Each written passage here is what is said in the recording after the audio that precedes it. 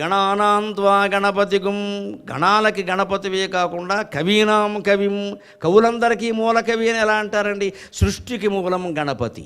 పార్వతీ పరమేశ్వరుల పుత్రుడుగా పుట్టడం, గజాశ్యుడుగా ఉండడం అనేది ఒక అవతారం మాత్రమే. గణపతి అనేక అవతారమూర్తి. సృష్టికి మూలం గణపతి. విశిష్టం ఏంటంటే శివపురాణంలో స్పష్టంగా పార్వతీ పరమేశ్వరుల కళ్యాణంలో ప్రారంభంలో విఘ్నేశ్వర పూజ చేశారట. పుట్టన బిడ్డకి పేరు పెట్టుతున్నారు అని. వాళ్ళకి పుట్టిన కుమారుడు పుట్టకుండా వాళ్ళు పూజ చేయడం, ఆ గణపతి వేరు, ఈ గణపతి వేరు. ఆయన అవతారం ఈయన. విష్ణుమూర్తి వైకుంఠంలో ఉన్నాడు, రాముడుగా పుట్టాడు, కృష్ణుడుగా పుట్టాడు, వరాహ అవతారం, మత్స్య అవతారం, పరశురామ అవతారం, ఆయన మరి వైకుంఠంలో విష్ణువు లేడా, మాయమయ్యాడా? ఉన్నాడు కదా.